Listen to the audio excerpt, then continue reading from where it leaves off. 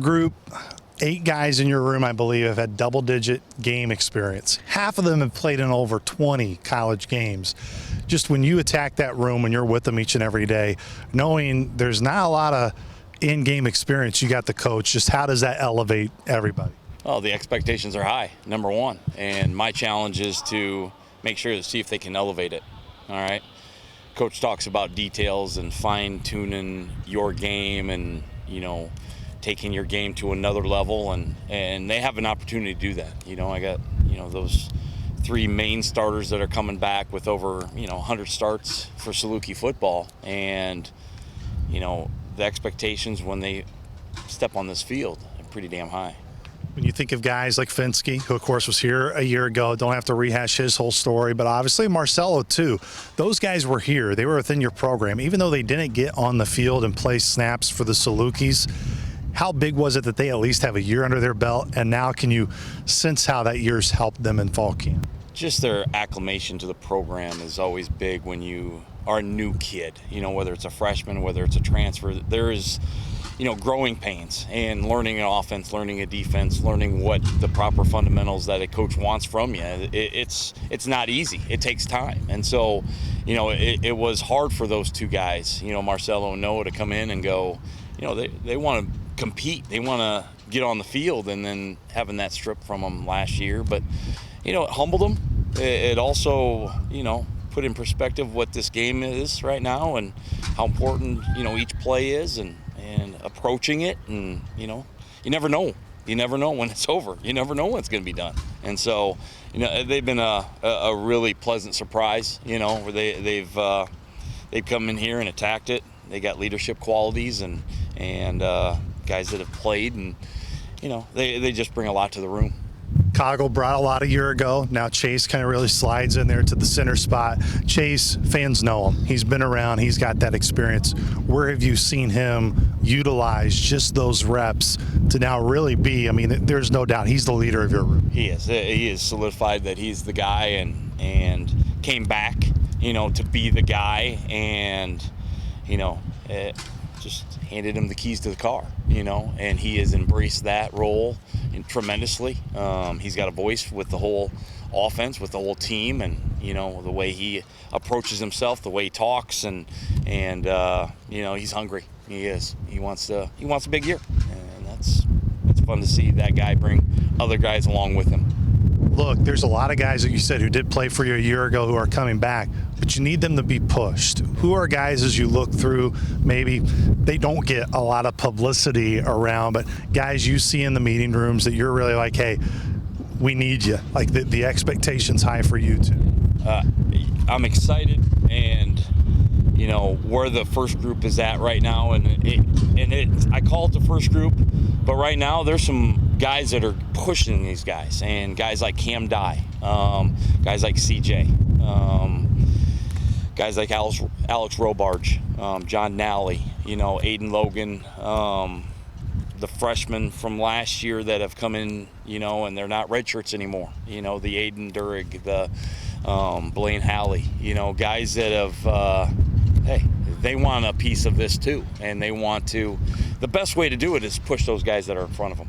All right, don't let them have a bad day. Don't let them have a bad day. Make sure you absorb everything and you push it. And they've done a great job, and so, those 11, 12 guys right now are fighting. Got the freshmen's head are spinning right now, after 8 days. Scrimmage yesterday, and defense played fast. They played fast, and we didn't match their tempo, and so defense got after us yesterday, and it's a game of responding. We've had a good beginning of this camp, and our emphasis now is when you get hit in the mouth, when your execution isn't where it needs to be, your mindset isn't where it needs to be. You can really detail that throughout the whole year and learn from it, and making sure you're on. When you have so many guys that have played, as we talked about, maybe there can be a sense of, well, I played. There can be maybe some complacency or whatever word you want to use maybe seep in. One, how do you fight that? And two, is it something you even have to fight with this group? I don't have to right now. I think Jake Green said it the best because he just came off of a toe, a strained toe, and so he's missing a couple days, and he wanted to come back, and we were sitting there talking, and he goes, I got to get back or I'm going to lose my job, and so it really hit me. A guy that has had over 30 starts is saying that, and so the room is in a good spot right now. It's in a good place. It's hungry and it's pushing guys, and we'll chip it down a little bit and start figuring out starting lineups and the guys in the right spots here next week. But right now we're just grinding right now. All right, we practice 8, and we got a long way to go. We got a long way to go to come together as an offense and just putting a product on the field right now. But the guys are working hard. You always look at it from your own lens, Coach Clark, and you say, okay, what can my group do differently? I know a year ago there were moments where offense was clicking and it was moving, and then moments where it just didn't totally click. I know consistency's been a really common word, just being more efficient. How much have you had that conversation with your group of, look, guys, like receivers can be their thing, running backs, whatever. It's going to start with us.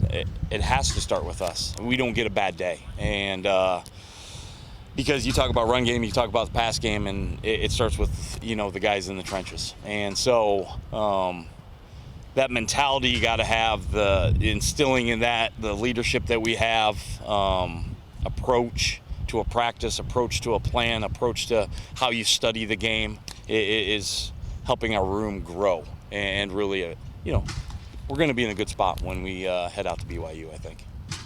Really, one of the main things that I saw from camp that was a big observation was one of the players that got knocked out of practice early was a Clark. Just what were your feelings on that, and just the disappointment factor that one of the first guys, it seems like, to go on IR was part of your own family? It was tough.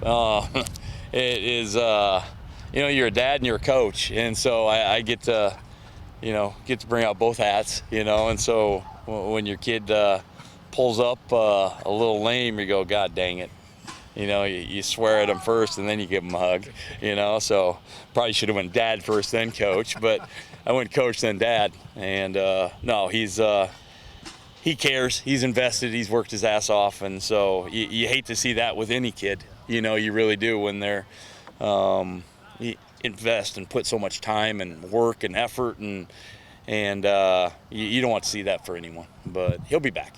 I'm sure it will surprise you. When I asked Jace, I was like, hey, whatever you need, I'm sure your dad will supply it. And he said, I don't want it.